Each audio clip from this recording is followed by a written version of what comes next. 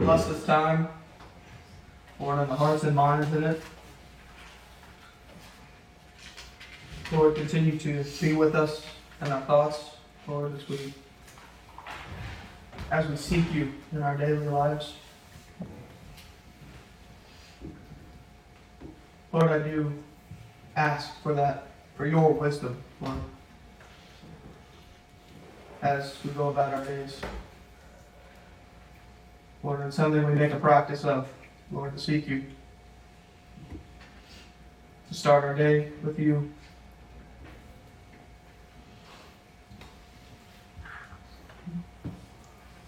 Lord, we want to be close to you. Amen. Yes, sir.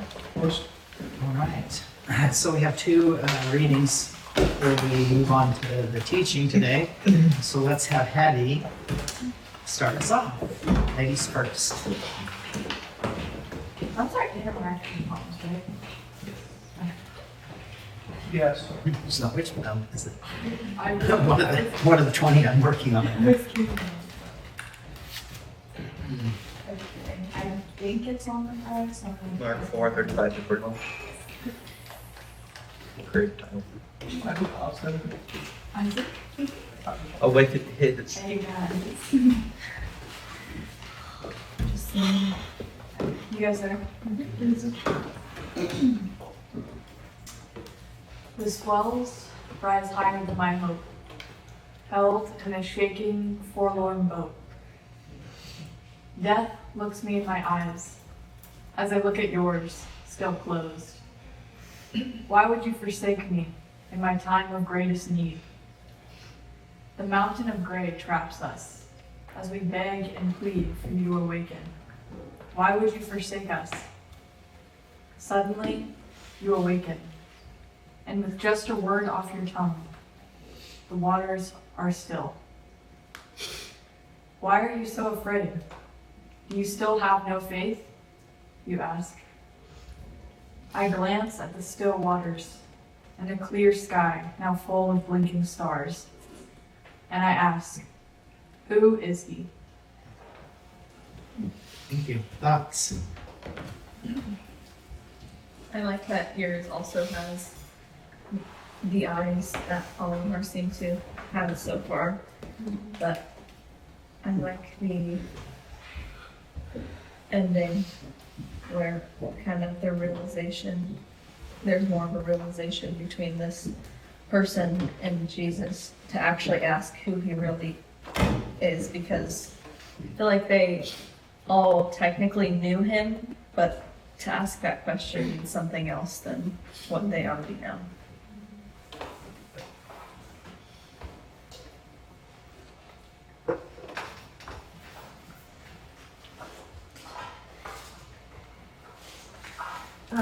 Other line where you say, as we beg and plead for you to awaken, why would you forsake us?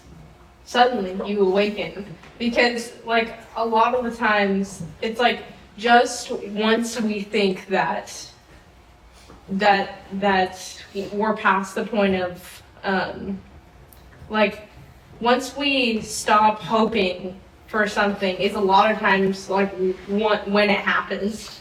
It's kind of the irony of it. It's like, I don't know how to describe, but a lot of the time I feel as if when we finally like seem to give up, that's when things change. But it does make me think of like when Jesus calls them little of faith. It's like he's like, don't lose hope because I was about to do it. It's like he's asleep obviously, so he doesn't know what they're thinking. But it's almost as if he does. Because I'm probably not making any sense here, but I just thought that was really tasteful on your part of like right after you said, why would you forsake us? Then he awakens.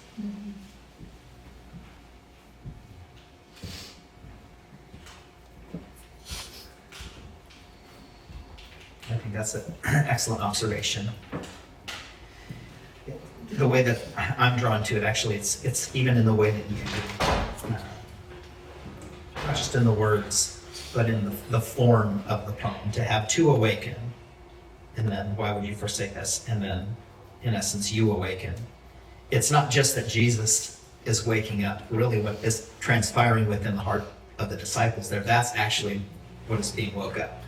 They're being awoken to faith or hope. And so the play on that is really well done, to invert it like that, because it does imply, obviously Jesus does awake, but it really is their eyes, their perception, their hope, their faith. Those are all of the things that are trying to be awoken in them.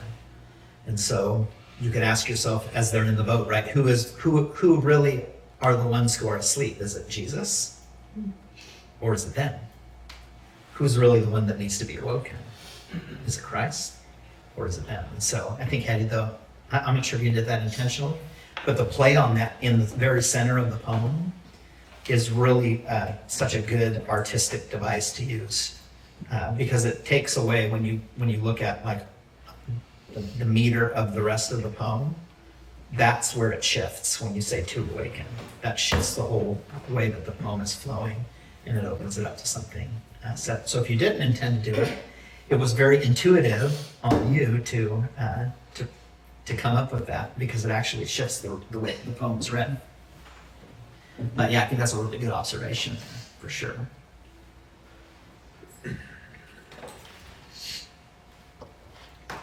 Other thoughts? I also think that even in there, I take things normally outside of the context of just the actual story. And so I always like to think of anything that's shown with tumultuous waters and things like that. It's very easy to interpret it as the difficulties in life, or even a very chaotic and busy mind. And the way I can even see with the disciples here is I appreciate that even if it's in the wrong way, that they still do turn to Jesus for salvation. He does say, you of little faith, which is still true, as there was much fear there.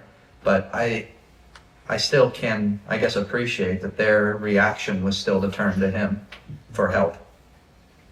And what I also like is that after the waters are clear and they're able to have their fears quelled, they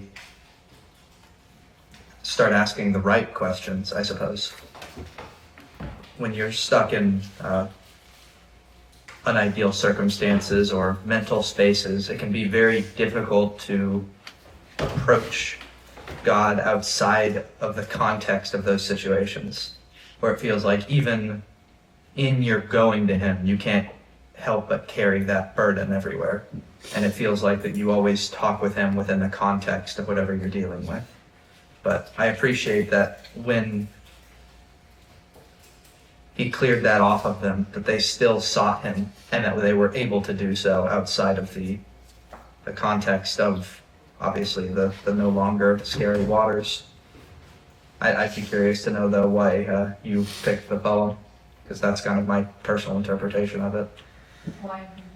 No, that's not my personal interpretation of why you picked the poem. That's just my interpretation of, I guess, how I can relate to the circumstance. But I would be curious to know, is because you often have personal meanings in a lot of things, if there was such a meaning for you with this particular story. Yes. It doesn't have to be clear, just any little bits you have. I kind of just related it, like, personally, with kind of like my relationship with God and having a lack of faith. And I kind of wrote it as if I was one of the like disciples on that boat, and being in that complete, like a catastrophic event, being like a headspace.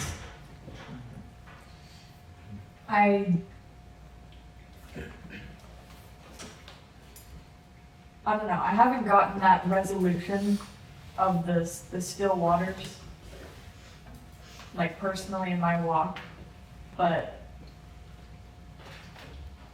I don't know, just how it related to me personally. I mean, I think that even fits with the poem itself. I don't think there's necessarily a resolution there because it ends with a question. But I think what's important about the ending is that even though there's a lack of finality there, it's seeking. It is asking the right question now. It's not asking things like, why would you forsake us? And things like that that are obviously not true, but it's instead seeking truth.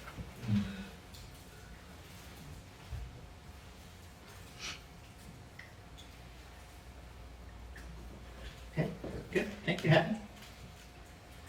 Next up, Isaac.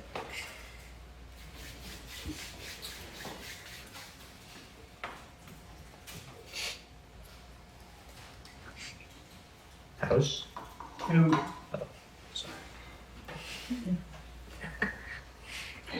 Wait, why is house a folder? Oh, that's smart. You're getting all of your father's house in one folder. That's smart. Sorry, which one is it? I, but you, Oh, that's why. I was like, I swear I read this before and I did. I just read it by myself. huh? What's the name of the one? I, but you. It should be just, right in your house on the dock.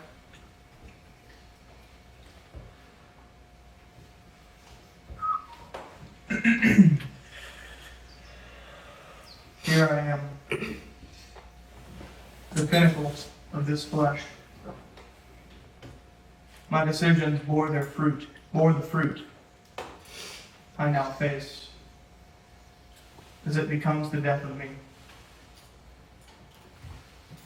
I followed my wicked nature.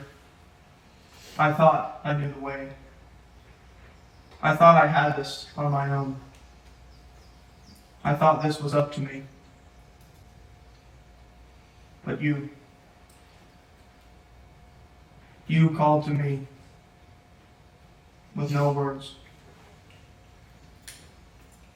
Resounding waves reached the part of me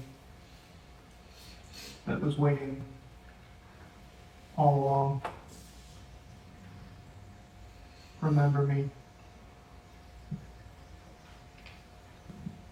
Yours was the sinner on the cross, right?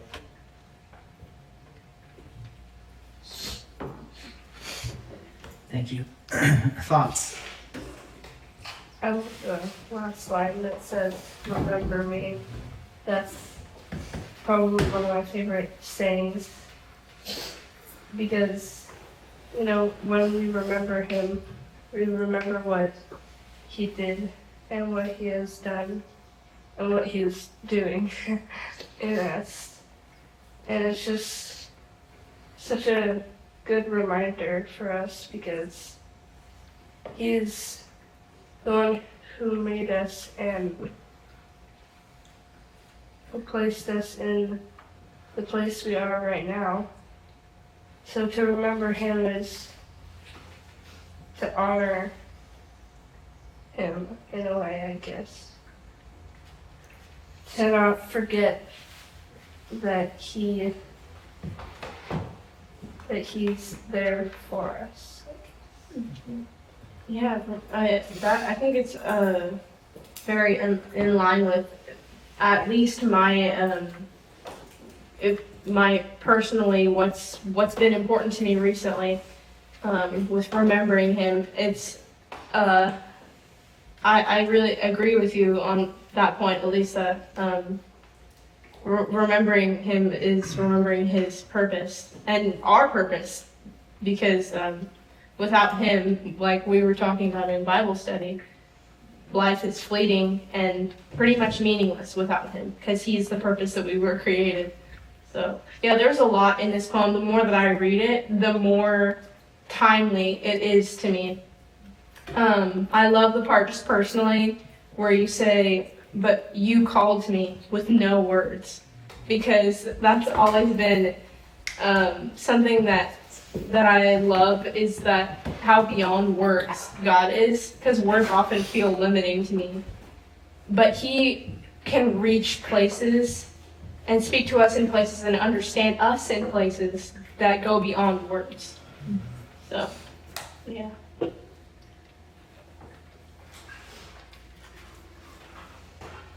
I really like that with the first stanza, there's the metaphorical of what the words you're using are actually what jump out first more. But that I think at the same time is a very obvious metaphorical definitions. You almost paint a picture of what's actually happening with the literal.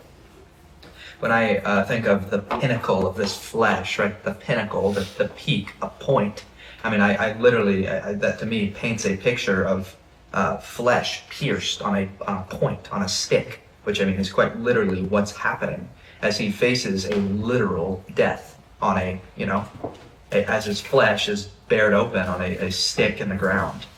And I think that is I think it was a really cool way of doing that, because I feel like due to the nature of how most of us write and the type of things we talk about, the metaphorical is often what will jump out first with a lot of these meanings. And so I think that the fact that there's kind of the literal is actually what's more subtle there, I find very cool. Because you wouldn't, I guess when most of us think of death, you think of a spiritual death first. You forget, oh right, he's actually physically dying right now as well, right? The pinnacle of this flesh, when we think of flesh, we think of the fleshly life. Oh, but he is also literally, his flesh is being laid bare on this stick, right? I mean, I think that there's a very cool double entendre going on there that I appreciate. In fact, the very first thing you say is, "Here I am." And I'm curious to know how intentional you were with that usage, because that is a pretty common statement in the Old Testament when the Spirit of the Lord calls upon people. It's the Hebrew word Hanani. And so there is Samuel, Shemuel, the one who listens to God. He says that when the Lord calls him, he says, "Here I am." And the implication there is not just that he's physically present, but there's a presence that he is drawn into. So this is like a great intimate kind of presence. And so to use that here, it does represent, the way that I read it, as it stated, is not just that he's physically there, but he's being drawn in. And so then to follow that up later with "you called me with no words" is like such a clever and insightful thing, because this was a common way that they heard throughout the Old Testament to respond, "Here I am, here I am, here I am." And then to be present in this way on the cross, using that phrasing puts the thief on the cross in the hall of faith with all of those who heard God's audible voice and responded. And that just opens up that in such a powerful way. And then, the ending then too is as profound when the thief is asking to be remembered. Well, this is a mirror of what Christ will say, says as well, for us to remember him. And so there's that interplay again of remembrance that leads to relationship, that leads to connection, that leads to intimacy, that leads to a deeper knowing. And so sandwiching all of that together with those two things, Isaac, is like really profound. Really profound. I really appreciate this poem quite a bit. Reminds me kind of also the daily death. So as well, we have to go through. And we often do.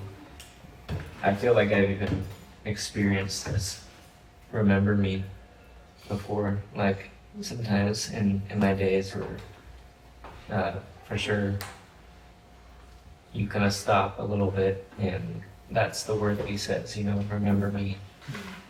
And it is for sure this feeling of, here I am, the pinnacle of my flesh, like the day, all the decisions that I bore, and I followed a different way than you. But I see you, and I want to repent. I want to change.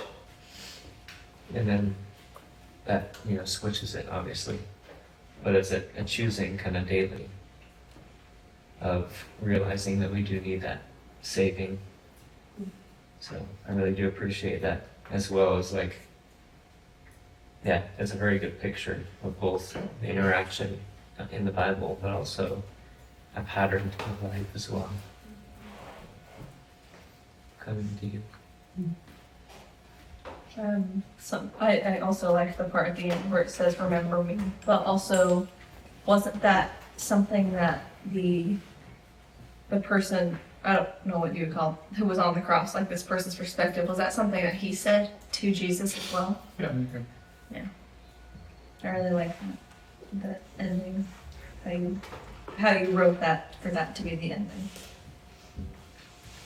Before I even read the poem, the name of it reminded me of, was it Oswald Chambers? There was some sort of writing that was sent out on one of the group chats a while back that was called I, but you.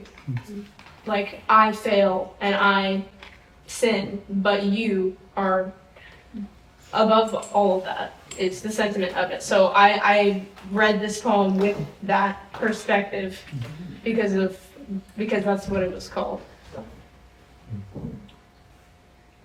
It has been said that the words "but God" is the shortest way to explain the gospel.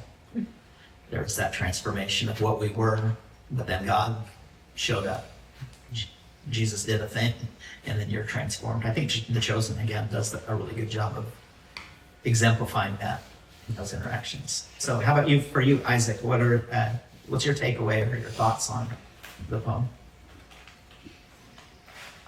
Yeah, my original kind of idea for it was inspired off of a writing Haley mentioned, or at least but I was thinking of the heart of repentance. That's what came to me. And so the way I wanted to write it is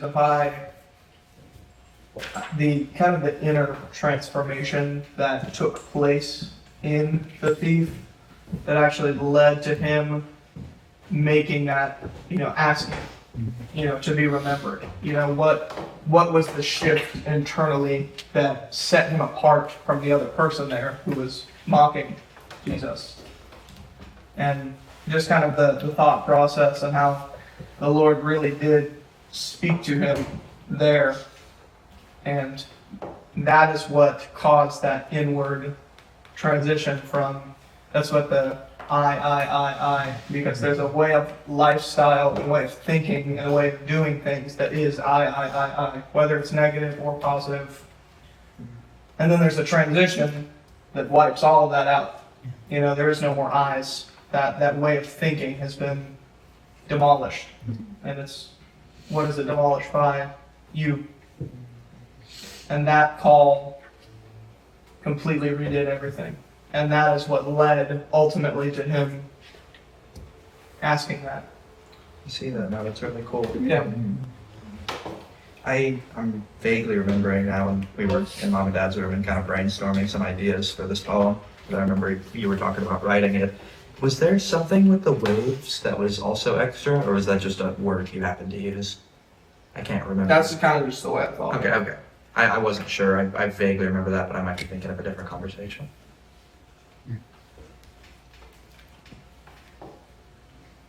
All right, thank you, Isaac. Of course. Well done. All right, if you have Bibles or you can access it, let's open to Mark chapter 8. We're going to start in verse 34, but I want to wrap this into, if we can remember all those weeks ago, when we started this study off, we talked a little bit about how Jesus drew his disciples to Caesarea Philippi, where there's the gates of hell. This is like all of these outcroppings of rocks where all of these different gods are worshipped, and it's primarily where Pan, and so we think evil Mr. Tumnus, guards over the underworld. And it's against this backdrop that Jesus asked this question: who do people say that I am? And they began to throw out there. How does the world perceive who Christ is? And then Jesus asks them even more intimately, who do you say about him, right? And this is meant to shift something in them, to get them to see, really, to not answer with the way that the world might answer, but how do you relate to me? How do you perceive of who I am and by nature what I'm doing? And it was Peter, since we've had a lot of talk about Peter missing the mark, let's go back to where Peter got right. And he said, you are the Christ, the Son, right? And then Jesus responds to him with this word apocalypto, right? This is only something that can be revealed to you by the Father. And so this, in turn, we're going to get to some of how this is followed up here. And it's actually one of the main things that Lew Wallace is getting at, which we would call, or ask the question, what is the life of a soul? Because that's really one of the things that Lew Wallace is wanting us to wrestle with in Ben-Hur. What is the life of a soul? Right? As we start out this reading and we see the stars in the star in the sky that's leading the wise men, really they come to this place where they discern, right, this life that they lived, and then the star showing up, which is representative of the spirits leading. They answered in many ways, like, here I am, I'm going along with this. And then they're transformed in a way that they became something entirely different, right? Their perspective, their paradigm, their manner of life is just completely changed. And so this is what Lew Wallace is after, right? He's after this. What does it really look like for a soul in its lifespan? How does that change or alter, right? Because we can talk about our lives in the sense of, like, we can change, for many of us, right? We can change where we live, like our actual location, that can shift, and we can change in the seasons of life. We can change in different areas of maturity. Our physical bodies change over time, right? We used to be tinier, then we grow up and we get bigger, and then we get more fit, and then our bodies begin to fade away. But what is the condition of the soul? Verse 34, this is after Jesus is talking about this revelation, how God has revealed this idea of sonship to him, through him rather. And he summoned the crowds with his disciples and said to them, if anyone wishes to come after me, he must deny himself and take up his cross and follow me. For whoever wishes to save his life will lose it, but whoever loses his life for my sake and the gospel's will save it. For what does it profit a man to gain the whole world and forfeit his soul? For what will a man give in exchange for his soul? For whoever is ashamed of me and my words in this adulterous and sinful generation, the Son of Man will also be ashamed of him when he comes in the glory of his Father with the holy angels. And so what does this mean, right? What does it prosper? What does it profit? How do we benefit if we obtain all of the things of the world at the cost of our soul? Does this not at least give us some context or perspective of how highly do you think that God, that Jesus considers the human soul? How high up in a scale of things do you think he considers that? Is that something that he is trying to possess, to take hold of, to change, to alter, to bring to a new way? Like, this seems pretty, like, significant, right? The options here are the whole world or a steadiness and a settlement of your soul. Which is better? It's a trick question, right? We know how we ought to answer that. We know what's implied by the scripture, but this is the thing, of course, that Lew Wallace is having us explore a lot through Judah's life. What is he really after? And what is the whole world that he's trying to grab hold of? Well, we've already talked at length about vengeance. That's the thing that is consuming him, right? But as that has kind of ended for him, now we have also this real desire for what? Not vengeance anymore, but what is he after? If we could define it in one word.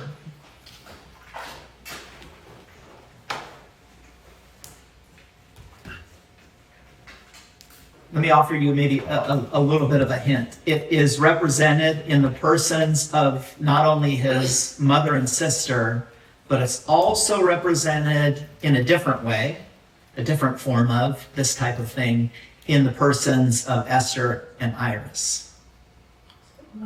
Love. And so we could even consider this, right? The wrong kind of orientation towards the wrong kind of love can become like the whole world that one tries to gain. And so this is what Judah is after, right? This reestablishment with his mother and sister. Is that a good thing? Yeah. But is it the thing that his soul needs to overcome his former way?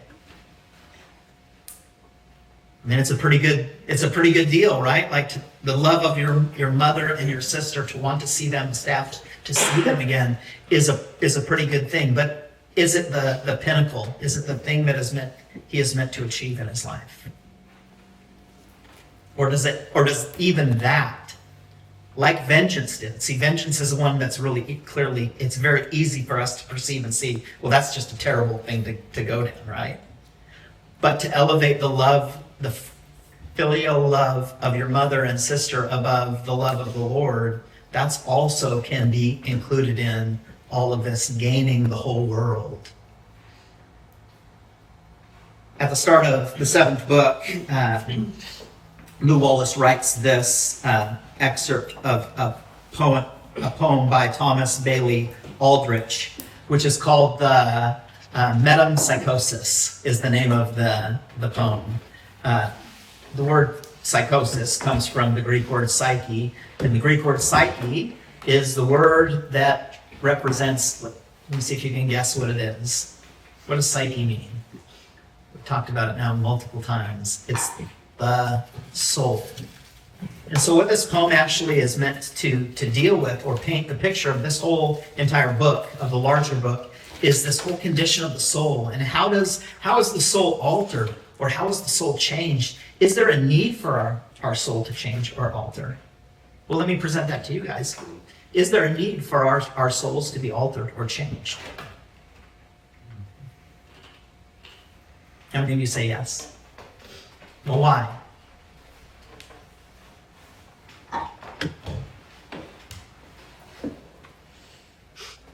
Okay, let's flesh this out a little bit more. It's been said that there are 3 parts to a man. Let me see if you can say, what are the 3 parts of a man? Mind, body, and soul. Mind, body, and soul. That's one way. That's one of the 3 ways we look at it. Yep. Isn't it flesh, soul, and spirit? Soul and spirit. Yeah. So mind, body, and soul, flesh, soul, and spirit are different ways to arrive at, right? There's these parts of us. And so if we look at the way that this is represented, right, you and I can clearly see the flesh, right? We can see the flesh of one another, and we can define one another by the way that we look. And we might describe by hair color, eye color, the posture in one sits, but that's pretty clear. But the other 2 are a little bit harder for us to identify, right? To get the essence of who somebody is. And so that the soul kind of sits where? In this place between the obvious outer world of the flesh, and it's kind of in this central place between the flesh and the spirit, right? Because we understand, like not just our spirit, but thinking about the Spirit of God and how the Spirit moves, right? That's kind of this other thing that's out there, right? And it's the Spirit of God that is meant to lead us and to guide us, right? And so this is where Jesus in the Garden of Gethsemane will talk to his disciples who have fallen asleep, and he'll say to them, watch and pray lest you fall into temptation. Why? Because the spirit is willing, right? That's this part of man that is meant to be regenerated by the Holy Spirit, but the flesh is weak. And so the soul sits on this middle ground. And so the soul can be influenced, and I'm overgeneralizing here, but the soul can be influenced basically in 2 ways. And what ways are those influences? What do you think? The flesh and the spirit. The flesh and the spirit, right? The soul can submit itself to the fleshly desires, right? That is the whole world, right? What does it profit a man? right? To sacrifice one's soul is to allow the soul to be given over to everything that the flesh wants. And we would know that right, is not the best way to go about our lives. Or the soul can submit to what? The Spirit. And so how is the soul altered? Well, it's altered by that which more greatly influences it. Right? This is why when we talk in a lot of like these, there's a lot of these dualities of life, right? There's the wisdom that comes from God that is above, and there's the wisdom of this world which is below, right? There's a way that seems right to a man, that's end is the way of death, right? A man plans his steps, right? But the Lord is the one who can ultimately direct. So there's good and evil, all of these things that are played out in this way. But do we really give measured thought to how our soul is to become changed? Well, I would say in part, yes, we do. This is one of the functions in a lot of our conversation, right? Is about bringing this place of the soul into a disciplined place with the Spirit. But of course, this is not something that you and I can do on our own. And it begs the question then, who do you say that Jesus is? Because how you answer that question will be a direct link to then how you are able to, as Jesus continues, to lay down your life, to put to death the flesh. Right? Because to fully understand Jesus, to be called by Jesus to answer, Hanani, here I am, and to walk in this way, right? That's a really clear pattern that is distinct and separate. And it's why we have to give some real consideration to the things that are in this world that can influence us. And again, Lou Wallace does a really good job here of giving us two really good choices in the flesh of things we can pursue. Vengeance, which we've seen is falling short, but this next one that he's going to have to overcome, and the question is, will he overcome, will be the love of his mother and sister. So this poem starts with this. It says, and waking, I beheld her there, see dreaming in the moated air, a siren lithe and debonair, with wristlets woven of scarlet weeds and oblong lucent amber beads of sea kelp shining in her hair. So he's talking about this transformation that takes place. And so when we get into this next portion, towards the end of the book, we want to be thinking of these themes, this theme of reincarnation. And I don't mean that in the sense that we may understand it about life and becoming something else in life. I'm talking about the alteration of a life. And so how something is born anew into something else, right? This is the theme that he's playing. And so we're going to look at that first. Let me ask you this question. When it comes to Iris, how do we see Iris? Is she somebody who is intended to alter towards the flesh? Or is she somebody who is intended to alter towards the Spirit? How do you perceive her? How many of you are like Team Iris? You're for her. She seems like she's somebody, yes, sign me up. She's got a way of life, a wisdom of life. Okay, no hands. So why? What do you see in her? Led by the flesh. Led by the flesh. And how's that indicated for you? Is there anything you could point to and say that seems the reason why? During the race, when they mentioned that she was the only one who wasn't like sad when it seemed like Ben-Hur was losing, but she was happy for him, but probably only because he won. Mm-hmm. That was one big sign for me. Yeah, so she's duplicitous, right? She seems to have an investment on every outcome, and she's going to come alongside whatever the outcome is. That will be the side that she wanted. Yeah, for sure. What else? The only thing that conquers love is death. Yeah. Yeah, so she has this, right, this Egyptian mindset. There's this fascination with death over love and life that is really predominant. Anything else? Something I noticed was it seemed a lot to me like she lacked, I guess, the knowledge of her father's house, being Balthazar, because he experienced something different than his culture. Yeah. He was there for a change, but because she didn't come under that culture, she was more like of the world. And Yeah. This is like the most stark thing if we're really focused in, right? Her and her father they're so in opposition with the way that they think and the way that they live and the way that they walk that it is in that there's really this dysregulation, this uncomfortability that you go on when you hear her talk. I mean, this is just me, but doesn't just, when you read those words, isn't it just like, it feels very much like you're being manipulated and managed and deceived, right? Her tongue it's like the tongue of a snake, right? This is, again, we're supposed to pick these things up and ask ourselves, well, what does that mean? Well, let's get beyond the person, right? Because I don't, even though it's a fictional character, I don't want to give Iris a bad rap here. Because what is really at work, right, is this work of a type of spiritual, like, influence that is trying to drag his soul to what kind of place? To the place of the flesh, right? In fact, we could say that the verbiage she uses and the way she holds herself very much appeals to that kind of lifestyle.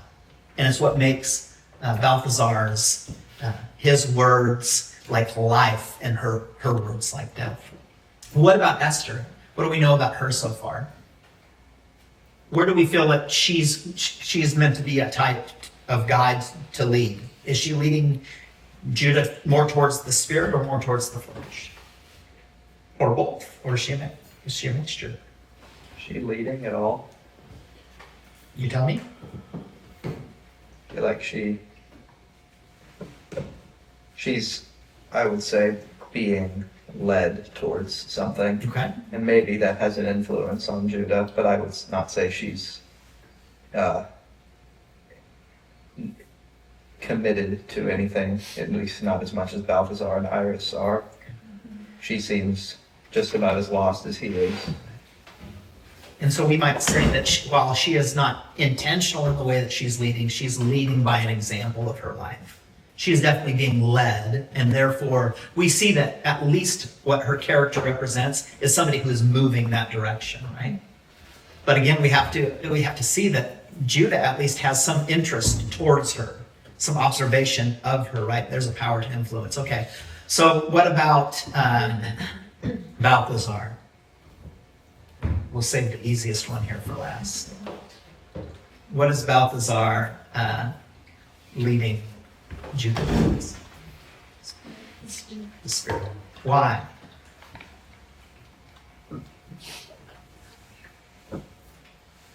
because of the way he's living his life. Well, he's lived his life. This is now for Balthazar not merely an interaction in the desert with a few other people that are like-minded. This is a life that he has built upon the pursuit of this man. And remember that this person, Jesus, is lingering on the scene. He's not really burst upon the scene, but he's lingering in the background. And so for Balthazar, what he is anticipating and hoping for is to see once again this child, right, that was born the king, that is now fully manifested in his kingdom and coming forward. And he is doing this with this great anticipation. But what Balthazar understands is that there needs to be a transformation within the heart of a man. In order to even receive who Christ is, there's going to have to be this fundamental change in which, for how we pursue such a one as Christ is. And that's kind of the backdrop that we're left with. In fact, you could say it this way, that Balthazar is to Judah what the star was for Balthazar. So Balthazar becomes the physical representation, right? The thing that Judah should follow that will lead him to where? To the Christ, right? This is the leading of the Spirit. And it is within this dialogue, right, that the Spirit of God moving through the leading of the star appealed to the soul of those three men, right? And began to alter their soul, began to transform it in a way. And so this is the very thing that's going to transpire here for Judah. So jumping in to the third chapter of this book, my book, at least this copy of the book, calls it The Life of the Soul. We're going to flip in a few paragraphs, maybe a few pages in, and we're going to start with this question. Why should there be a soul in every man? This is Balthazar presenting this, right? And he's coming to this fundamental question about the importance of the soul and the nature of the soul. And again, I want to ask you, if God seemingly cares so much about the human soul and the redemption of the human soul and the alteration of the human soul towards resurrected life, should we not give some real serious consideration to this? Again, we know this answer. But why should there be a human soul? He starts. Look, O son of Hur, for one moment look at the necessity of such a device. So he's talking about there's something necessary about this struggle within the inner man, this battle that is being waged, right? And again, this is painted out in the backdrop of the Civil War and the struggle for, we wouldn't say the soul of a man, but it's the soul of a nation, right? How do we live and move forward as a united state? How do we move as a united nation? But here he's getting down to this individual pursuit, right? Like this struggle, this device. There's this nature to us where there's this battleground, right? The battleground is in the soul. And this is where, again, I think repeated with what we were talking about earlier about even how Paul reflects upon like this struggle, right, within the inner man. The things that I want to do, I don't do those things. The things that I don't like, those seem to be the things I practice, right? There's this battle that is being waged, but towards what end? Right? What's the purpose of the battleground? Right? There needs to become some settlement here. This is thief on the cross, right? Where he recognizes and gives over full possession of himself and his soul. He entrusts it to Christ. To lie down and die and be no more forever. Time never was when man wished for such an end, nor has the man ever been who did not, in his heart, promise himself something better. The monuments of the nations are all protests against nothingness after death. So are the statutes and inscriptions. So is history. And so he's giving us this picture, right? This has long been considered in mankind, right? Of what will transpire after we die. And then he's going to go after what culture? What culture did Balthazar come from? Egypt. And he's going to go on now to attack the very culture from which he was born into, which his whole life was framed out until the coming of the star and the leading towards the Christ. And so for him, this is not merely an intellectual argument that he's making about the soul. He's observing how his own life went from something, this belief in some manner of life in Egypt, which, what did the Egyptians believe as far as the afterlife goes? For any of you who were in that initial class we did on Egypt, you guys remember? What does Pharaoh represent? King. But more specifically than a king, what does the king become, right? Because he lives eternally. But what is the king, the Pharaoh, meant to represent? Is God on earth. He is God. And so he will live eternally. And so to the Egyptian mind, the whole concept is, in many ways, storing up the wealth of this world so that you can then pay your way across the river Styx. You give benevolent, so money is exchanged, you get taken across, and you live eternally, right? And so, again, it's in this light that we've got to think in terms of like, what does it profit a man to gain the whole world? From the Egyptian mindset, to gain the whole world is actually the thing that gets you to where you want to go. But see, again, Christ would say that to gain all of that is actually forfeiting the thing that needs to be altered for one to get access to an eternal life, right? The soul has to become a habitable place for the Spirit of God to dwell in. This resurrected life takes place here. He continues, the greatest of our Egyptian kings had his effigy cut out of a hill of solid rock. Day after day he went with a host in chariots to see the work. At last it was finished. Never effigy so grand, so enduring. It looked like him. The features were his, faithful, even in impression. And see this subtle play, right? That we see the pharaohs that leave behind these, the sarcophagus, these grand engravings, these carvings, right? When we think of King Tut, right? This golden mask sarcophagus that's put over him, so it shows what he looks like, right? And you have all the hieroglyphs that would point to all of these great attributes and conquests, and all of this was representative of what? The life on earth. And so the richer he was, the more food that he had with him, there would be mass numbers of people who would be killed to go into the afterlife with the Pharaoh, right? We see the Great Pyramids. All of these things are built towards what? I mean, in Egypt is, if nothing else, a real emblem of man's fascination with death, because all Egypt represents is death. All of the hieroglyphs, all of these great monuments and buildings, they all point to death. Not life, but death. In fact, it is to the Egyptian mind in the creation waters at the beginning that God creates from the Egyptian mind through chaos and not order. I mean, the kingdom of Egypt is such a perversion of God's kingdom and such a false counterfeit of it that again, Lew Wallace would have certainly known this, and he's placing this in the background with Balthazar of all people to say, this is the way that I've come out of. I've changed my way of thinking. But how did he change? Was it merely that he saw a star in the sky? Was it merely that he saw a newborn wrapped in swaddling cloths? What changed for him? Between that point when he meets Jesus as a baby and between this point where we're in the book, what's changed for Balthazar?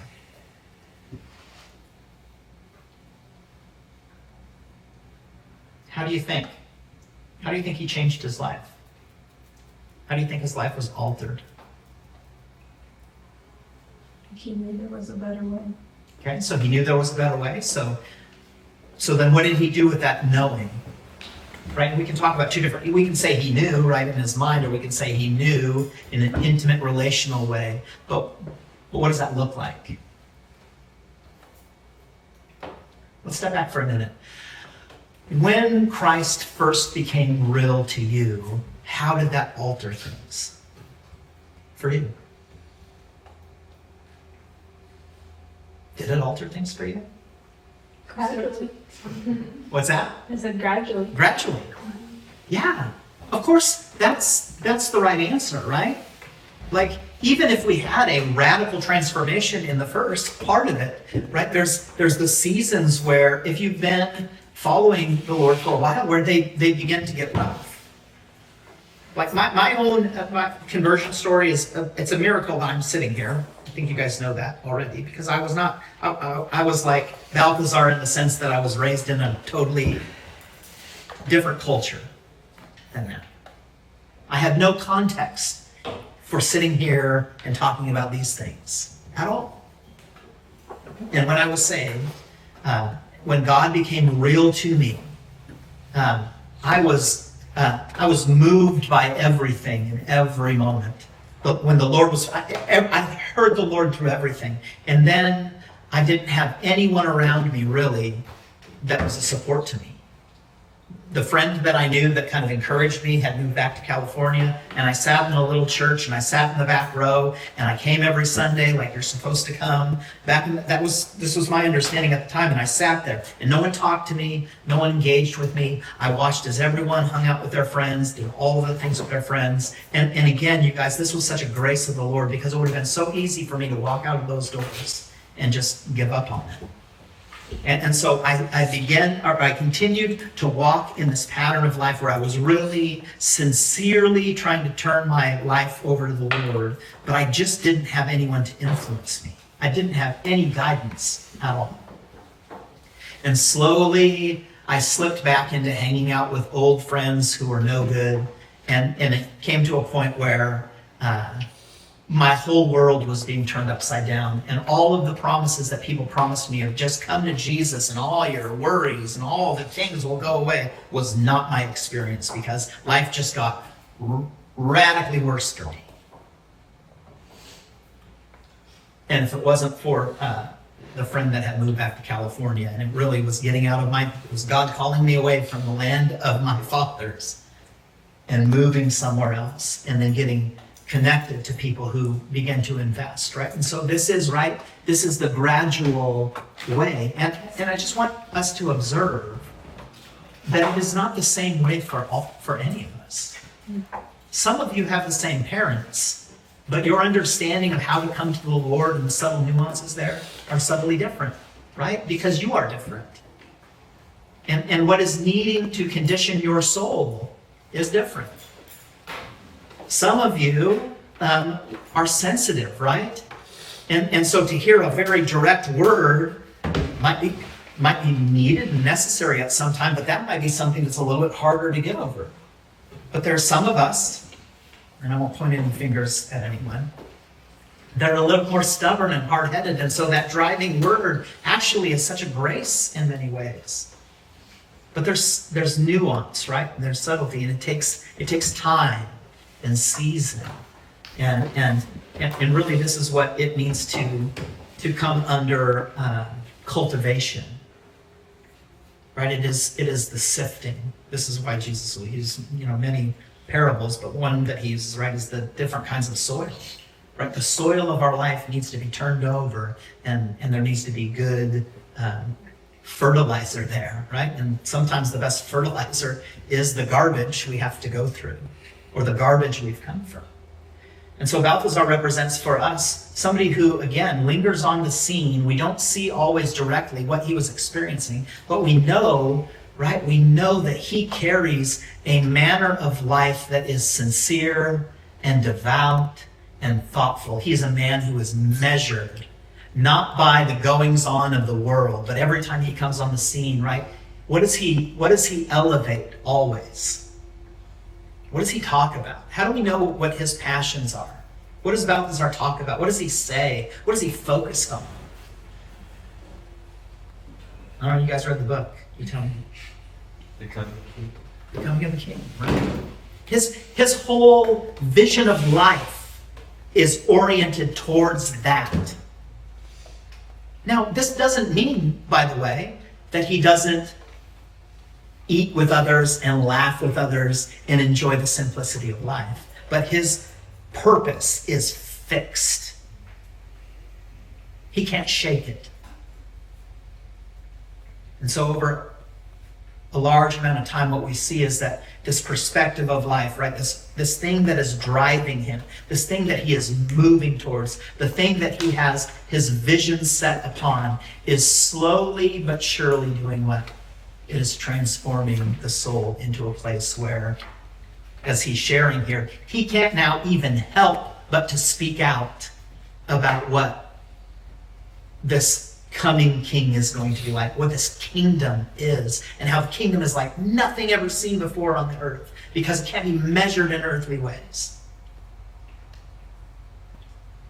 What if God had something for his people that were far beyond what we could compartmentalize in our own vision of life?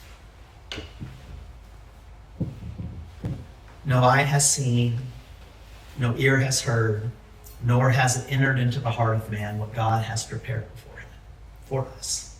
See, there's a work that the Father is always calling us into, which is in what kind of place? It is an unknown realm, right? And for us to come to this place, right, the Son's journey across the threshold into death, into resurrected life, is this invitation again and again and again. But what is being transformed in each of those places? Is it not the soul of the in the inner man, right? The soul is being altered and changed and shifted. Young ones, let's consider the generation that has gone before you and what they have endured. Not merely as a historical thing, this happened and this happened, but to observe how the Lord did that. To be curious about the transformations that took place. Again, it's more than just instructive, right? We're about ready to set out on a retelling, a telling once again of the story of God through Passover. And this is, of course, meant to be much more than just a mental assent that God did something back in historical time and that Jesus did it again when he died on the cross. It goes far beyond that. Of course, we know that, right? We're invited into this grand narrative to consider what does that look like? What is the lineage and history that I've come from? And I will sit here and say, like, again, as somebody who didn't have what you have, it doesn't matter what you had or didn't have. What matters is what you are being led into, pursuing. It's forward focused, right? The soul, the life of the soul, is a life not too different from the life of a man. Where it is being influenced is where it will be led and how it will be transformed. And so the more of the flesh we feed into the soul, the more the soul will look like what? The flesh. The question again remains always before us. What does it profit us to gain the whole world? By what is this afterlife he thus secured? Only a recollection by men, a glory unsubstantial, as moonshine on the brow of the great bust, a story in stone, nothing more. See how he's talking about this history of Egypt, how it is what? A story of in stone, nothing more. But what is the story that God writes? Does God merely write his law or his story on stones, on stone tablets? Or what does the New Testament tell us? Where is God written? Where is God writing his story? Heart. Yeah, I was going to say, Sister Kim will yell it out here in a second if you don't. We are living epistles. It's the tablet of the human heart, right? God is altering us fundamentally in the places that are unseen, provided we continue to do what? Submit, listen, obey, lock in. And when we falter, we repent. It is not a dead, see, the blue walls again is, if we don't have enough proof, then we can look around this room, right? This is not a dead religion that we're talking about here. We're talking about an active kingdom that is overcoming not just the world of the flesh, this temporary world, but it's a kingdom that has overcome in the spiritual realm. It is the true kingdom, right? A kingdom that cannot be shaken. This is what Balthazar is talking about. Now again, as you listen to these words, I want to just remind us to give thought to what it was like when God first got a hold of our heart. Because that shouldn't get lost on us. And the danger that we face over time is that it can become some faraway thing that we experienced, and not a living and active pursuit that is continuing. And I'm not saying it's all enthusiasm all the time, right? There's seasons and times with the Lord, well, he'll bring you to soberness. Then there's seasons of times where it's exciting. Right, again, I'll use Sister Kim as an example. You can't even talk to her for more than 5 minutes before she's bursting at the seams right now. And that's because the Lord is doing something deep and profound, right? Okay, I won't stay on this too long because I got to wrap up. But as he continues through here, right, he talks about how, well, let me read this. The being, a soul, implies conditions of divine superiority. And so what he's saying is the soul needs to be bossed around. The soul, in its own device, needs an authority. And of course, he's pointing to this authority of Christ. Later, they'll say everything animate has a mind measurable by its wants. It's there, to you, no meaning in the singularity, that power in full degree to speculate upon the future was given to man alone. By the sign, as I see it, God meant to make us know ourselves created for another and better life. So what he's implying here is that we were created for more than what we are limited to in our human experience. And that includes all of us. It includes those who have a right orientation with God and those who don't have even a notion about God. We're created for endless possibilities, far beyond what we understand. See, now I pray you, that which is to be saved to us. For my part, speaking with the holiness of truth, I would not give 1 hour of life as a soul for 1,000 years of life as a man.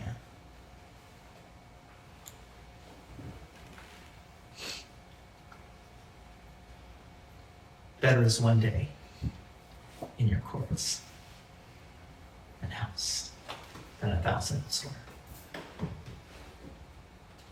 See, these things have to go beyond the words that are spoken. And you guys, again, if you're not currently feeling the weight of that and your faith is wavering, those sorts of things are not meant to be proof texts against you. They are promises for you.